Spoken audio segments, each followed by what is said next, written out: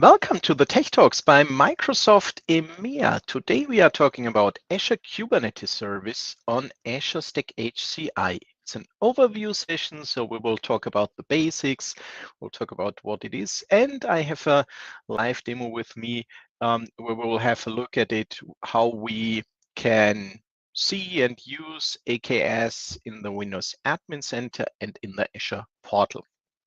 As usual in the Tech Talks, you can use the chat functionality on the streaming platform you have chosen to send in your questions, to send in your comments about this topic. And yeah, my experience is that we talk a lot about AKS, but many customers, especially smaller customers in Germany, are not ready for containerized workloads. So when we talk a little bit about what it is, what the idea behind AKS is, when we look at a traditional infrastructure or traditional environment, we usually have the situation that we run virtual machines. We can run virtual machines on Azure Stack HCI. We can run virtual machines in Azure. We can run virtual machines on Hyper-V and on other virtualization platforms.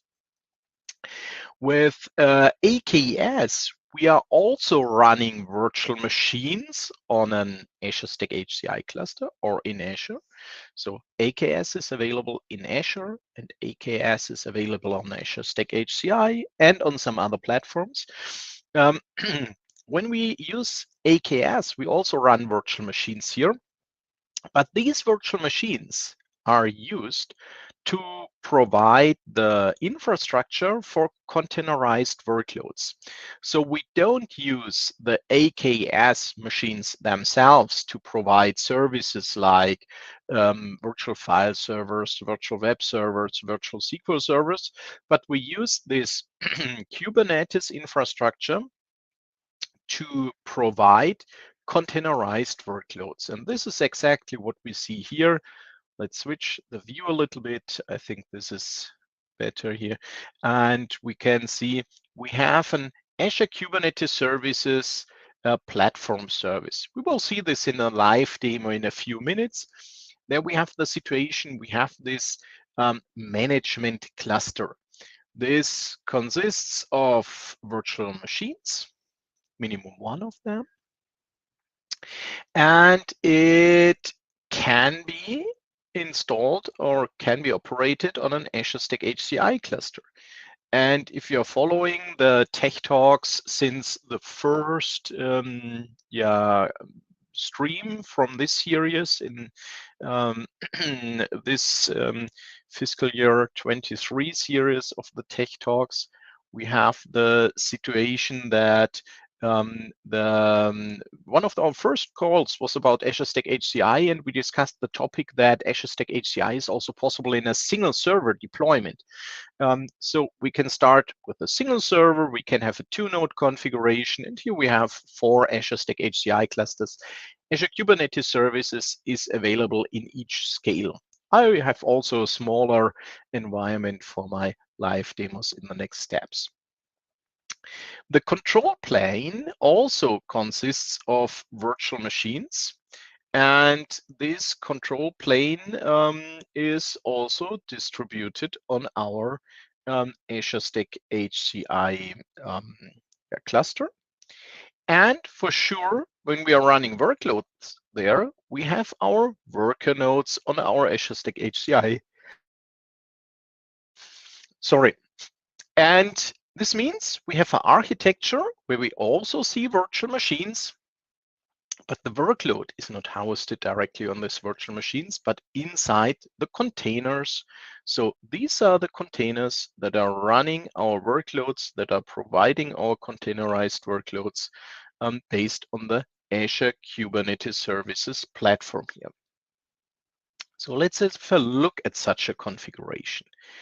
I will switch to a Windows Admin Center, and in one of our last live streams, we had the Windows Admin Center news and features we discussed there. And I have a cluster here, the Azure Stack HCI cluster 103. I will connect to this cluster. It's a small 2-node cluster I'm using here. And this 2-node cluster, same things would be possible with single node or with more nodes. And this cluster has virtual machines running. Let's have a look at the virtual machines here.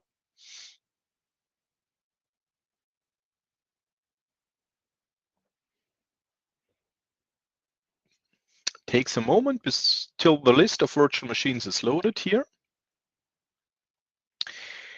When we can see these are virtual machines with some cryptic names. We don't have the typical naming convention I would use, something like virtual machine 01, 02 or so.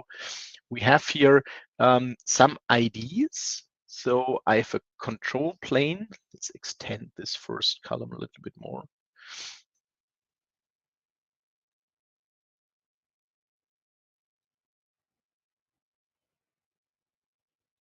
You can already read the control plane in the name. No, okay.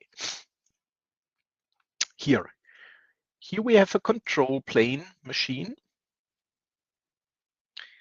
Here we have a load balancer machine. Here we have a node pool.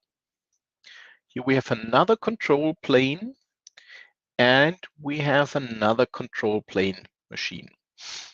This is my AKS workload cluster 270. This is my AKS workload cluster 270. It has a unique ID here at the end here. So this is the infrastructure we see in the list of our virtual machines. But there's also a dedicated Azure Kubernetes Services add-in or extension in Windows Admin Center. When I'm selecting this one here, it needs a few seconds to collect the information here. Then I will see that I have an hybrid AKS hostname. It's the Azure Stack HCI cluster 103. I have an Azure account. I have some free disk space, free memory. I have an AKS hybrid version 10.1.5. No, sorry, 10.1.5. I have a Kubernetes version. I have information about free memory. I have information if this is connected, because this is a hybrid thing. We can see the AKS hybrid version. So if it's not connected, we can sync to the cloud here by the syncing option. But we see on the top, okay, this cluster has successfully synced to the cloud within the last 15 days. And I can see, okay, I have a first Kubernetes cluster. This cluster is healthy. This type is Kubernetes Azure Arc, and this is important. We also talked about Azure Arc in one of our previous streams here. Kubernetes version is 1.24.6, and the node pools is 1 Linux VM. And I can see the local management in clicking on this here, or I can jump directly to Azure Arc. This is a direct link in the Windows Admin Center portal. And I will use this link to jump to the dashboard.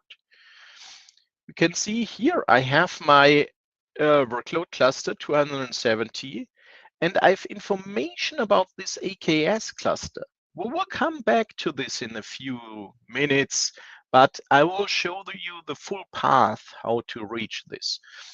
Usually you will be in the home view of the Azure portal when you log in. And when you here search for Azure Arc,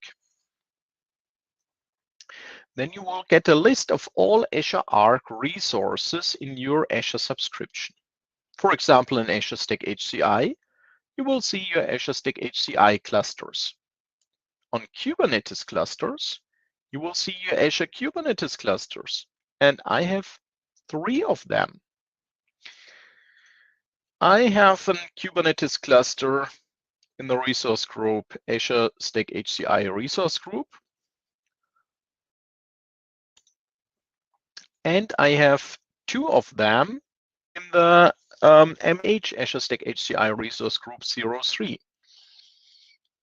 They are both in West Europe, and I could connect directly to these AKS clusters here. So we were connected to the workload cluster 270 via this deep link in the Windows Admin Center. We will continue in the Azure portal in a few minutes, but let's first check what's possible locally. I can select the cluster here, and I could download the cluster kubeconfig, and I could go to the settings, or I could create a new cluster. This new cluster thing is possible in the Windows Admin Center. My experience is that it's a little bit more reliable to do it in PowerShell, but the idea is to have here an easy wizard for deploying a new cluster. So let's go to the settings for this cluster. Here we can see the Kubernetes cluster version. And it's checking for updates. It's fetching the update information here in the Windows Admin Center locally.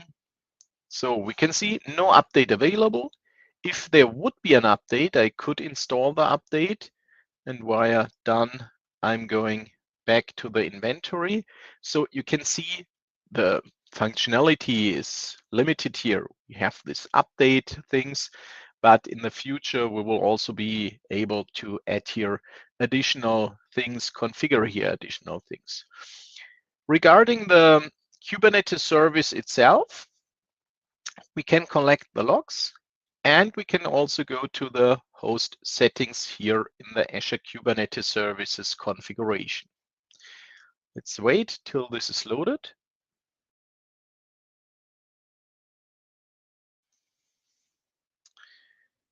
Again, the updates, but here we have another option, the Azure registration for this AKS configuration.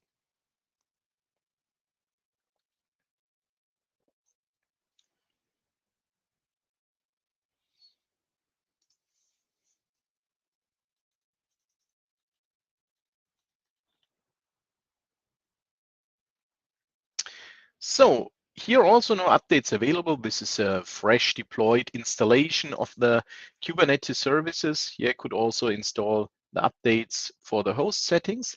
And in Azure registration, I can see, okay, this is connected. It's an Azure resource, last connected, and I could sync here. So this is the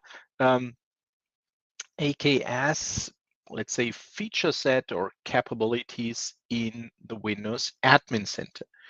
When we go back to the Azure portal, we can see here we have much more capabilities, because this is the source where AKS was initially available, Azure Kubernetes Service. It was first available in Azure. And so the Azure portal already knows all the management capabilities about this. So the recommendation is to use the Windows Admin Center for getting the status information, doing the updates on the local installation. For the main configuration and management things, I would recommend you to use the Azure portal. First, we have for this Azure Arc enabled cluster the properties. We have information about this cluster. We have the monitoring. Here we can see the number of CPU cores. This is relevant because the question often is, what does this cost? What is the price for these services? And let's short go to azure.microsoft.com. And when we go to azure.microsoft.com, I will switch to the English language version. It's ENUS, US. And here we have the pricing, and we have the Azure pricing, and we can search for services. AKS, Azure Kubernetes Services. Let's go to HCI, or let's search for HCI because this is different. Azure Kubernetes Services on Azure Stack HCI. Here we have the dedicated page for the pricing on Azure Stack HCI. And when we look here at West Europe in euro, or let's switch to dollars, AKS on Azure Stack HCI is billed monthly based on the virtual cores per day. So it's not relevant the physical cores, but the virtual cores. Now it's important. Last week or the week before, we discussed the new licensing options for Azure Stack HCI. And in this new licensing options, we have an advantage when we have Windows Server licensed. It's also possible with an OEM license. And when we add the software assurance, so when we have Windows Server, volume license, or OEM, or whatever you want, with software assurance covered, then you have advantages regarding the Azure Stack HCI costs themselves. We go back to the search here. Let's go back and let's type the HCI. Then you remember the Azure Stack HCI costs. And we have the situation Windows Server data center with software assurance monthly service fee is reduced to $0 per additional costs. So we save the $10 and we also save the $23.3. So overall we save $33.30 each month. And for the AKS part, we save the 80 cents per virtual core. This is important. So it depends on your licensing. If you really have this price here, or if you or if this is reduced to $0 per virtual core per day. But the reason for my explanation was to ensure that you understand why we have here an information about the total CPU cores. And when I look at these cores, these are the virtual cores. So these are the virtual resources here that are used from my virtual machines. My worker nodes. This is important when we come back to this screen here. The worker nodes, these are the nodes that are charged. These are the components that are charged. We are not charged for the control plane. We are not charged for the management cluster. We are only charged for the worker nodes, and there the virtual cores, the virtual CPUs are relevant. This is the important thing here. This is important to understand the pricing, if you pay for it, if you have it included because of the software assurance, then this is only for your information. Monitoring. Then we have the capabilities, insights, Azure policy, GitOps, and we have tutorials. So introduction to Azure Arc-enabled Kubernetes. So this is for learning for your developers and so on. Usually, like in the Azure objects, we have the activity log. We can see what happened on this resource, what was changed. We have the access control information regarding the information who accesses this resource, who is allowed to access this resource. We have additional tags here. So the tag information, we have diagnose and solve problems if we have problems, and we have security. This is in preview here actually.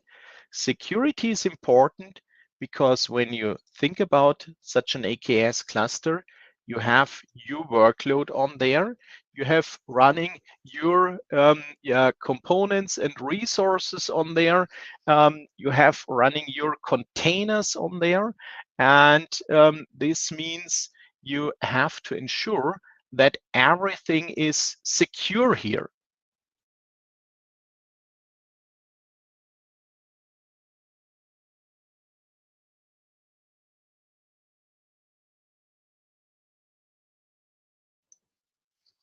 So, and the Microsoft ecosystem in AKS on Azure Stack HCI infrastructure really ensures that you have a secure environment in each of these areas.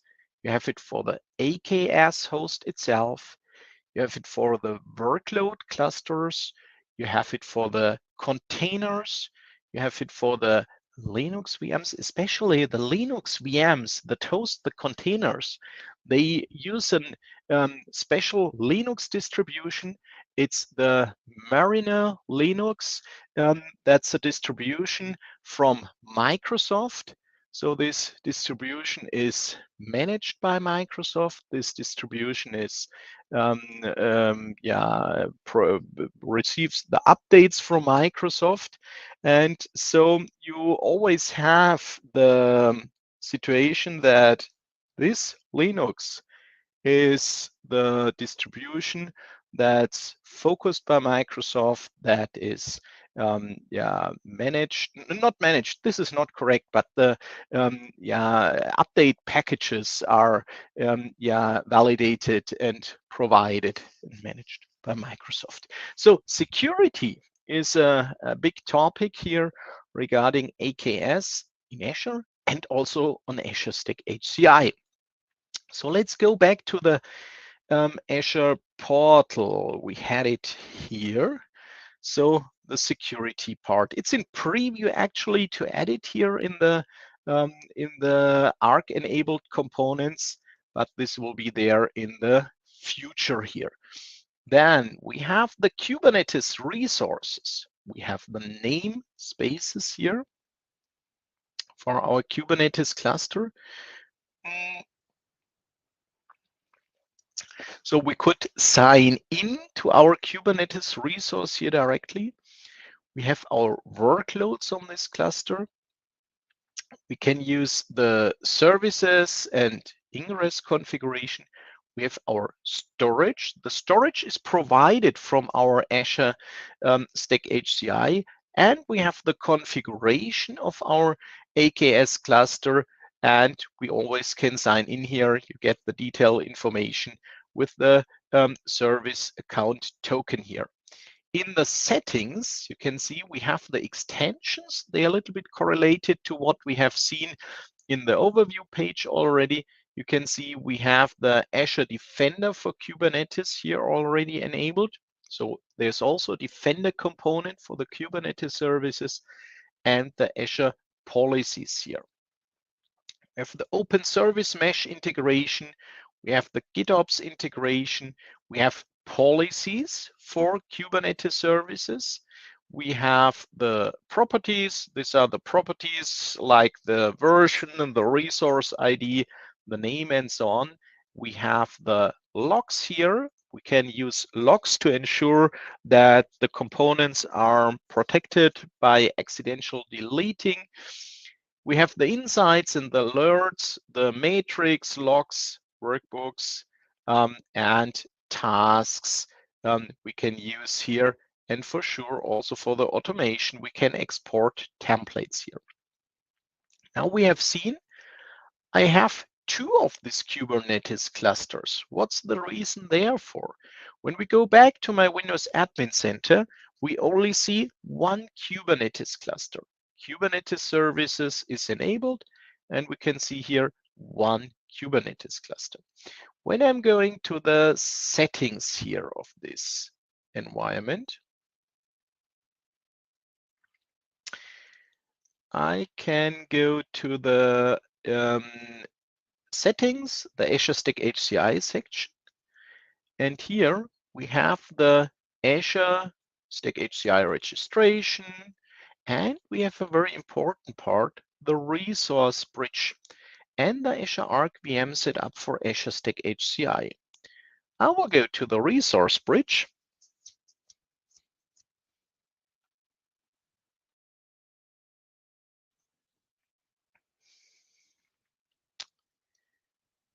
And the resource bridge, let's wait till the information is there. It's actually fetching the system information. I can see the resource bridge on Azure Stack HCI. It's running, everything is fine. I have a custom location, I have a resource bridge, resource group, and I have CLI subscription ID, this one here. And when I look to the Azure Arc VM setup for Azure Stack HCI, I can see I have some resources here. And these two parts are also provided by an own AKS cluster. But this AKS cluster is not visible in the Azure Kubernetes service tool in the compute section here. So these two parts, Resource Bridge and Azure Arc VM setup for Azure Stack HCI, they also, let's say, deploy or provide an AKS cluster. And in my virtual machines, I can see this AKS cluster. This is this cluster that's actually under high load because I deployed some things. I used this cluster already for some workloads. And this is important to understand. So Microsoft uses AKS also in the backend for some of the internal services, and the Azure Arc Resource Bridge mainly is an AKS cluster based on the Mariner Linux that provides a local container platform that enables us to use the Azure portal to deploy workloads locally, to start local virtual machines, to deploy virtual machines, to reconfigure local virtual machines. This is the idea behind the Azure Arc Resource Bridge. So, but when we look at the architecture here in the Azure Kubernetes services, we cannot see this one. We only can see this one on the top here, this first one here. In the Azure portal, we will see both of them.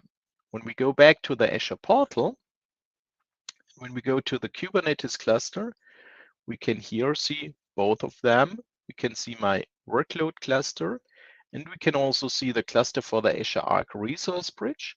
But for the Azure Arc Resource Bridge itself, we have a dedicated area here. We have here this Azure Arc Resource Bridge. And important is to understand that this is again an Azure Kubernetes services deployment instance on our local environment. So if you have any questions, feel free to use the chat. And the chat is always your source, your area where you can send in questions, where you can send in comments. This is for you, so please feel free to use the chat.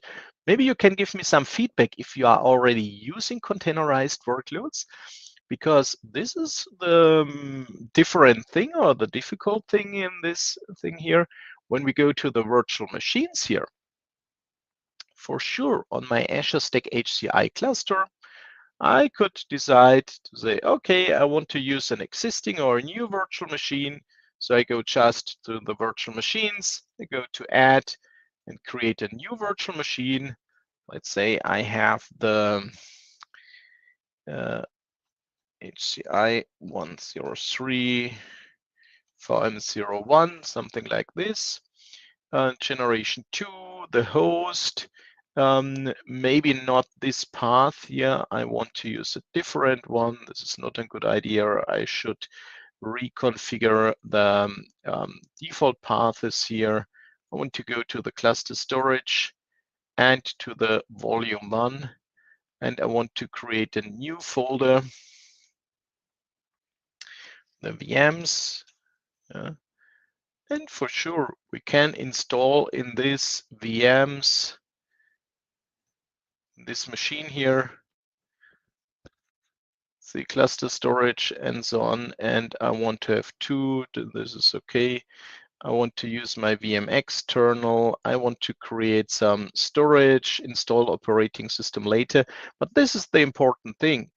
This operating system could be a full-blown Windows. This could be a Windows client OS. This could be a Windows OS. So we have the full-featured OS installation there. When we have a container, we need some specific applications. So we need containerized applications. I cannot install everything in such a container. I'm often asked if such a container has a surface like the Windows surface with a start menu and so on.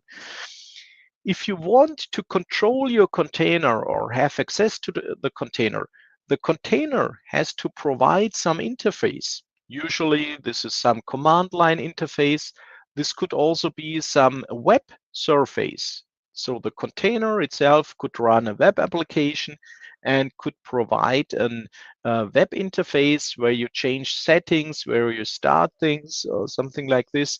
But as you can see in this virtual machine 01 I created here, or I'm actually creating here, I can install whatever I want. I can install a full operating system. I can do everything I'm doing on my traditional VMs, on a Hyper-V host, or on another virtualization platform.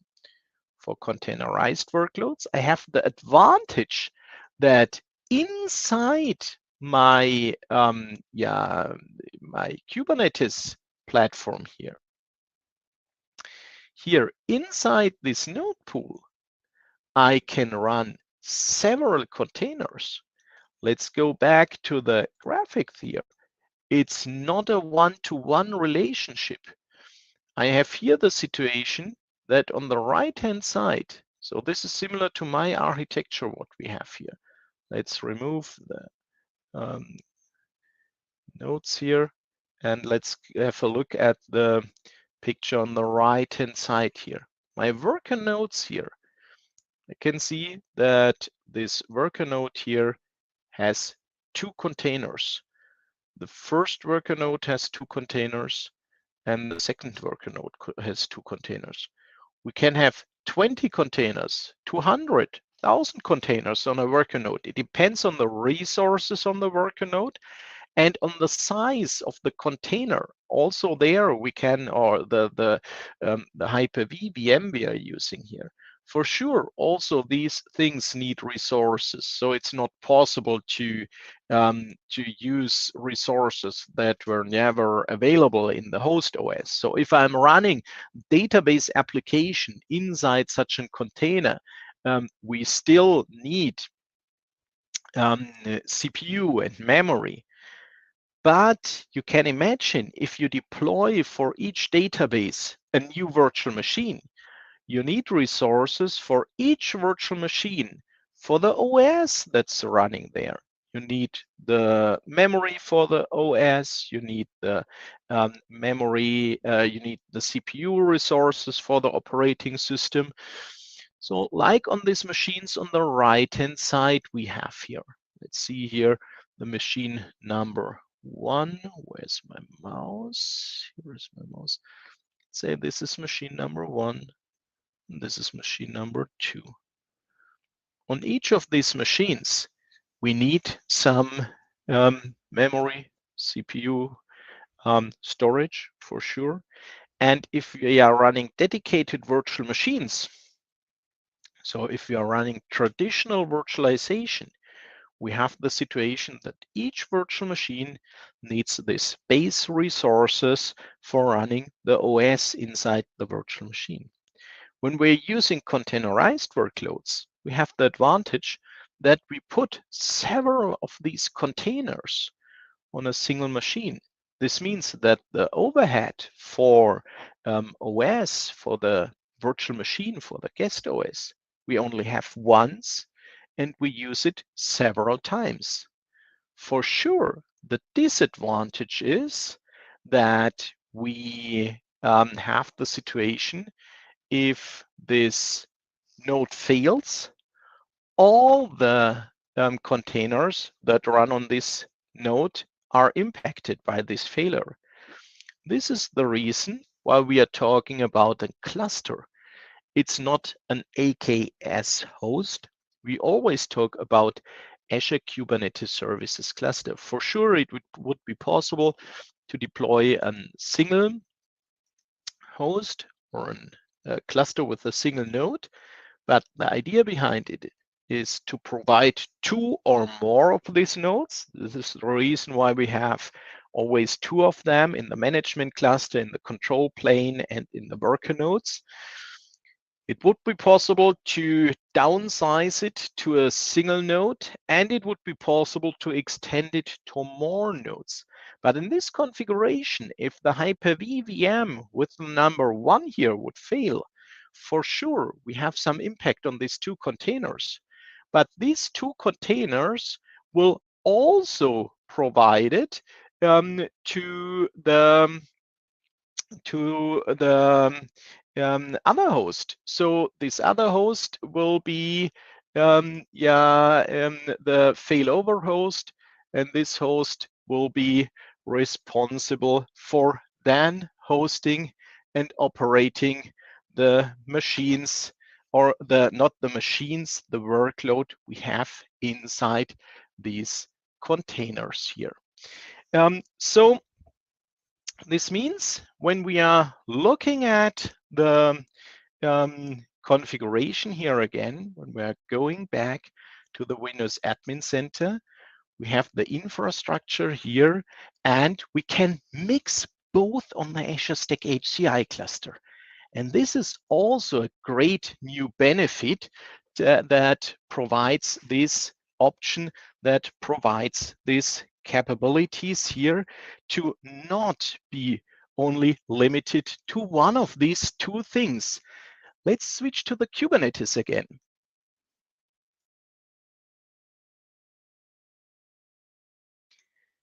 Let's wait till the page is loaded.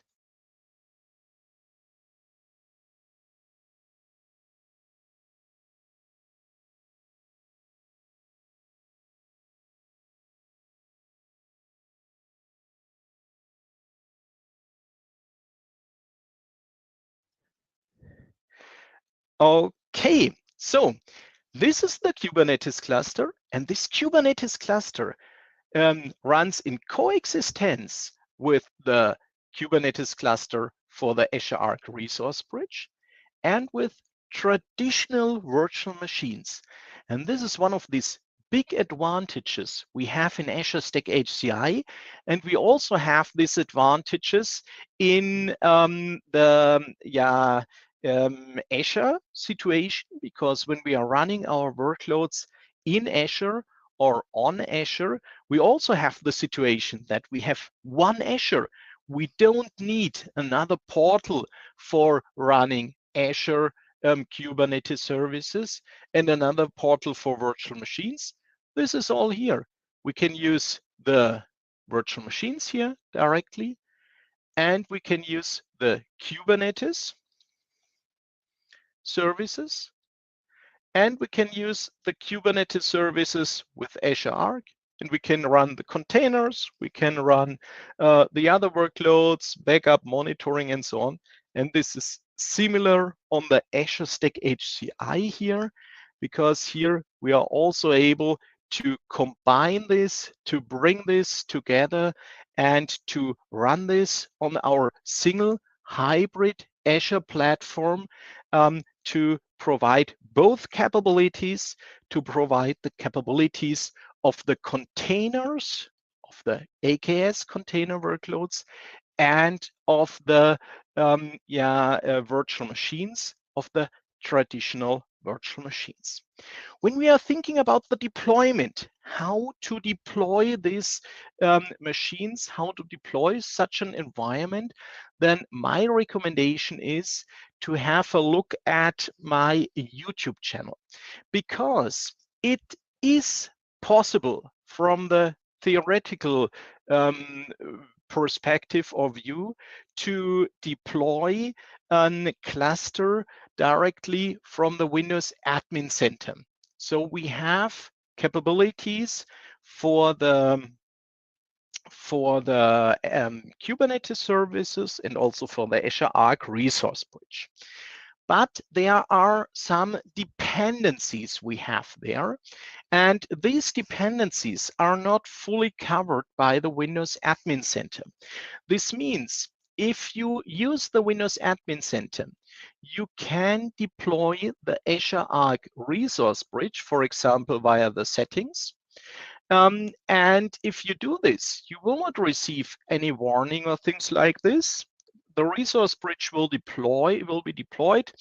I've seen several situations where I run into issues when I did this via the Windows Admin Center. So my recommendation is to use PowerShell. And Windows Admin Center does not tell, oh, please deploy first the Azure Kubernetes services, because there are some dependencies between here. So when we look at the resource bridge and the Kubernetes services, we have seen, I explained you, both has to do something with AKS, but only the traditional AKS cluster is shown in the Windows Admin Center portal. This means, please first deploy the AKS infrastructure, and then second, deploy the Azure Arc Resource Bridge. And if you are running Azure Stack HCI, usually you will use both. Usually you will you want to have all the advantages. And if you are not running any containerized workloads today, maybe you will have them in the future. And this is the reason why my recommendation is to do it manually. And when you go to youtube.com/Manfred Helber, you will reach my channel. There you are watching. Actually, maybe you're also watching on the channel from Sven Langenfeld. And when you use this here, there's a video. And this video is the Azure Arc Resource Bridge deployment here. And this Azure Arc Resource Bridge deployment video I created together with Bernhard Frank from Microsoft. He's in the Azure Arc Fast Track team. In the Azure Stack HCI Fast Track team. And this video is about deploying both.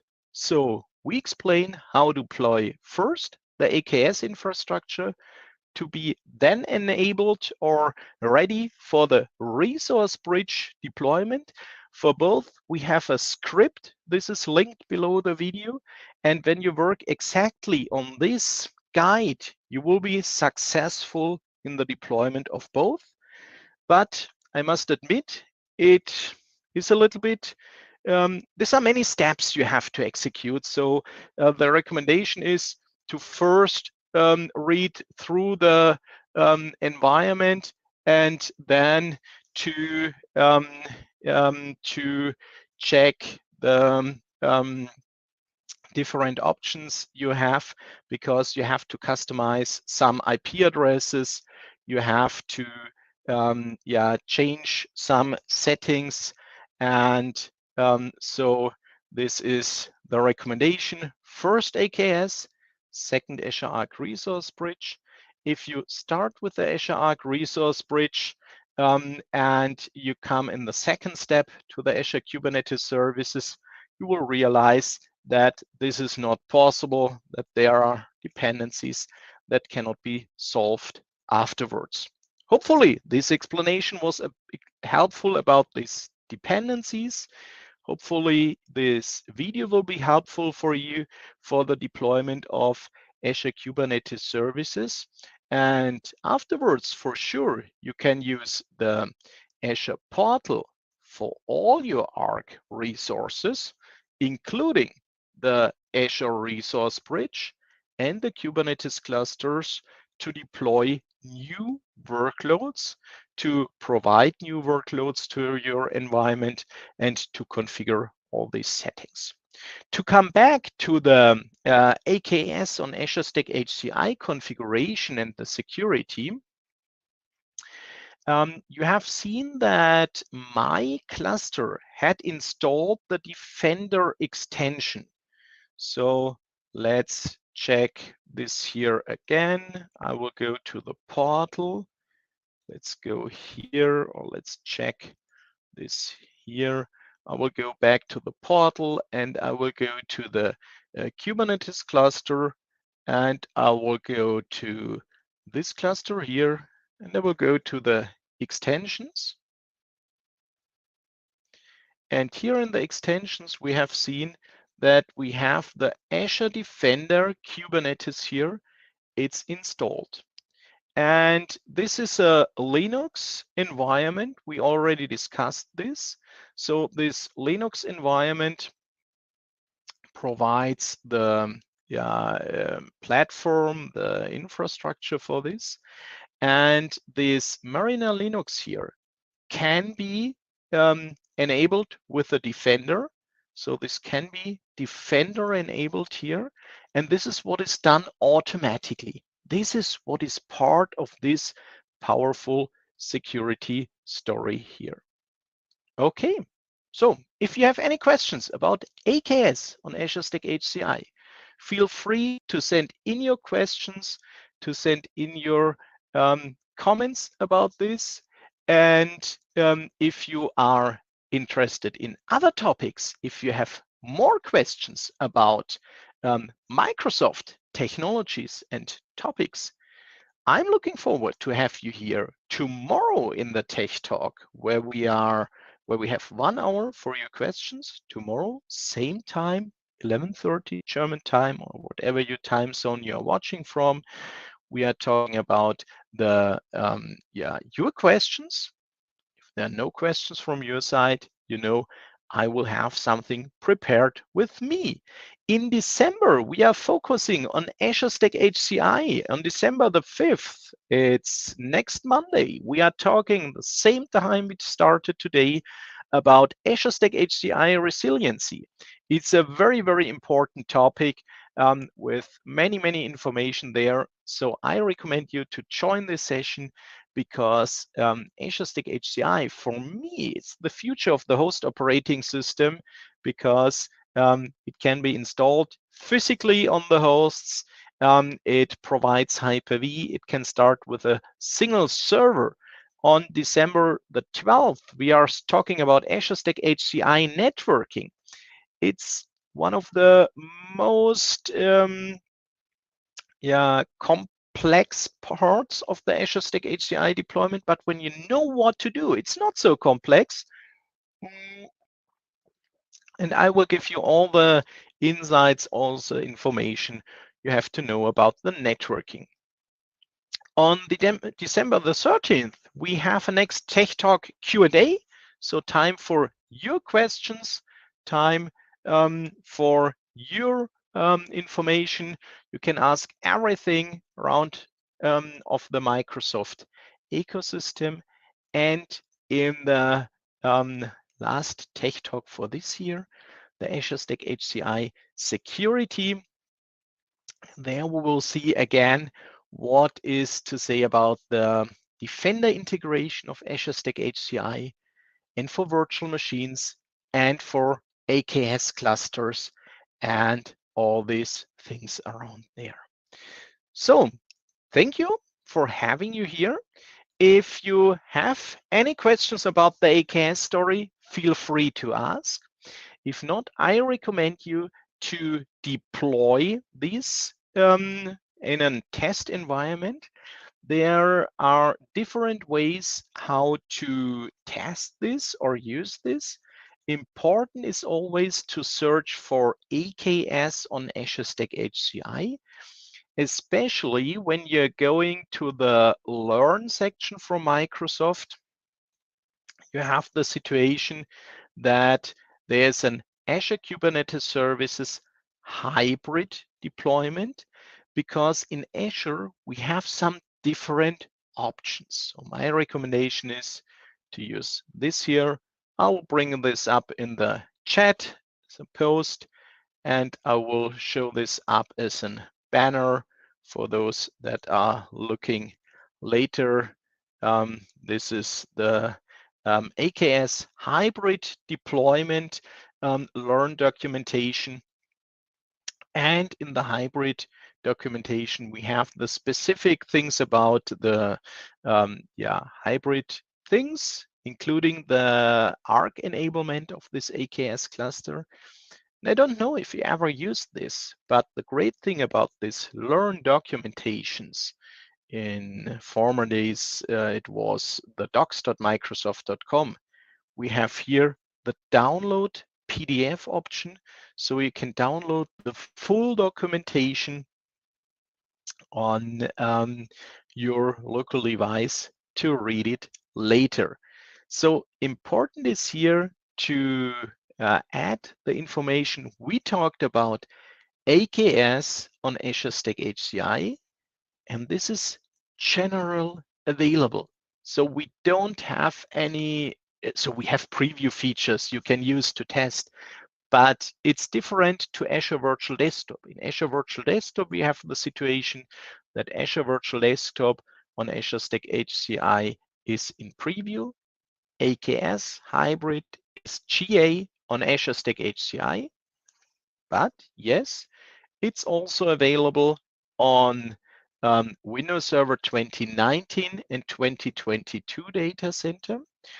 We had the focus on Azure Stack HCI because Azure Stack HCI has a deeper integration to Azure. And for the last minutes, I want to show you this in a short live demo, because when we switch to our Windows Admin Center, and when we go to the settings for the Azure Stack HCI cluster, in the Azure Stack HCI registration, we have registration status. This is relevant for the billing, for the subscription information.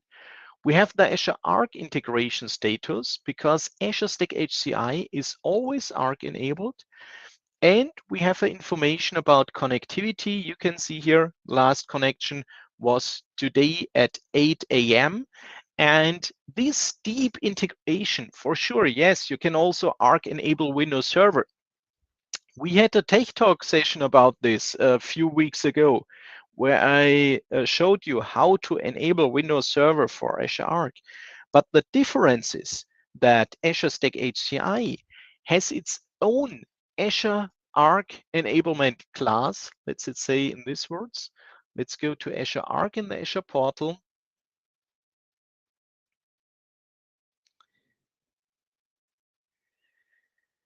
Here we can see we have the virtual machines, and we have the Azure Stack HCI and the Kubernetes clusters. So Azure Stack HCI is a direct class here. It's directly enabled for Arc with the cluster object. The Windows Server, we don't have a dedicated additional Arc-enabled object for Windows Server clusters. So this means, to come back to the explanation where it's available, AKS is available in Azure. It's available on Azure Stack HCI, on Windows Server 2019 and 2022 data center, on Windows Server on single servers, and on Windows Server on traditional clusters, in Azure Stack HCI on single servers and multi-node deployments. But the deepest integration we have in Azure Stack HCI. So my recommendation is to use the platform Azure Stack HCI for your deployment tests with the Azure Kubernetes services. And the video where I provided the link that you can watch on my YouTube channel, this is English language video. So as you know, I'm producing a lot of German language content, but this is an English language video. So you can use the information from there. But this is also recorded on Azure Stack HCI. So if you're using Windows Server 2019 or 2022, maybe you have some customization work on the script. Okay, so far, thank you for your time on AKS on Azure Stack HCI. Hopefully, this information was helpful for you, and I'm looking forward to have you in the next Tech Talk tomorrow, where we talk about your questions And if you don't have some specific questions, please also join. I will bring a lot of interesting information to this Tech Talk tomorrow. And next Monday, we are talking about Azure Stack HCI resiliency. So thank you very much for your time. Looking forward to have you here tomorrow and next week, Monday. See you. Bye.